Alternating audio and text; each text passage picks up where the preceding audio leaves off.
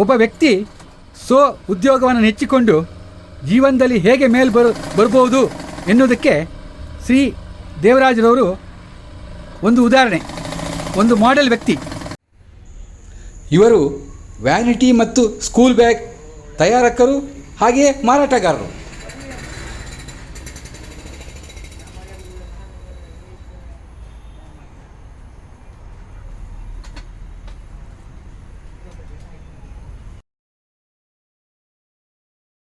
Sir, ಈ leather bag ಉದ್ಯಮವನ್ನು ಪ್ರಾರಂಭ ಮಾಡಲಿಕ್ಕೆ ನಿಮಗೆ ಪ್ರೇರಣೆ ಏನು?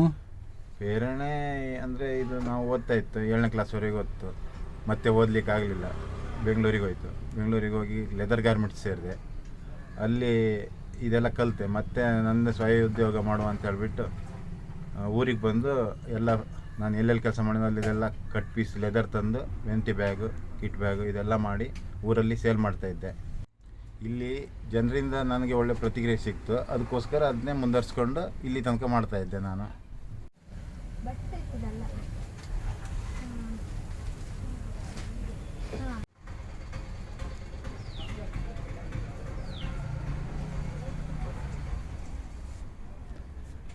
ಇದೆಲ್ಲ ಸ್ಕೂಲ್ ಬ್ಯಾಗ್ ಅಲ್ವಾ? ಹಾಂ, ಇದೆಲ್ಲ ನಾನೇ ಮಾಡಿದ್ದು ಸ್ಕೂಲ್ ಬ್ಯಾಗ್, ಕಾಲೇಜ್ ಬ್ಯಾಗ್. ಮುಂಚೆ ವೆಂಟಿ ಬ್ಯಾಗ್ ಮಾಡ್ತಾಯಿದ್ದೆ. ಈಗ ಲೆದರ್ ಎಲ್ಲ ಸಿಗೋದಿಲ್ಲ. ರೆಕ್ಸಿನಲ್ಲಿ ವೆಂಟಿ ಬ್ಯಾಗು ಇದೆಲ್ಲ ಕಿಟ್ ಬ್ಯಾಗ್ ಎಲ್ಲ ಮಾಡ್ತಾಯಿದ್ದೀನಿ. ಈಗ ಇದರದ್ದೇ ಮಾಡ್ತೀನಿ. ಅದು ಸ್ಕೂಲ್ ಬ್ಯಾಗ್ ಯಾವುದ್ರಲ್ಲಿ ಮಾಡೋದು ನೀವು? ಇದು ಜೀನ್ಸ್ ಬಟ್ಟೆ ತಂದು ಅದರಲ್ಲಿ ಮಾಡೋದಾ? ಈ ಸ್ಕೂಲ್ ಬ್ಯಾಗಿಗೂ ಒಳ್ಳೆ ಡಿಮ್ಯಾಂಡ್ ಉಂಟಾ? ಡಿಮ್ಯಾಂಡ್ ಇದೆ, ನಮ್ಗೆ ಒಂದಿಷ್ಟು ಹೋಗುತ್ತೆ. ದೇವರಾಜ್ರೆ, ಇದಕ್ಕೊಂದು ಬ್ಯಾಗಿಗೆ ಒಂದು ಜಿಪ್ ಹಾಕೋಕ್ಕಿತ್ತಲ್ಲ, ಒಂದು ಅರ್ಧ ಗಂಟೆ ಬಿಟ್ಟು ಬರ್ತೀರಾ? ಆಯ್ತಾಯ್ತು. ದೇವರಾಜ್ ಅವರು ಬ್ಯಾಗ್ ರಿಪೇರಿಯೂ ಮಾಡ್ತೀರಾ?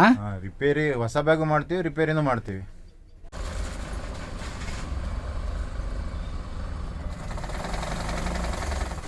ಇವರು ನಿಮ್ಮ ಧರ್ಮಪತ್ನಿಯ? ಹಾಂ, ಹೌದು. ಅವ್ರ ಹೆಸರು? ಸುಪ್ರಿಯಾ. ನನ್ನ ವ್ಯವಹಾರದ ಯಶಸ್ವಿನಲ್ಲಿ ಇವರು ಪಾಲು ಉಂಟು.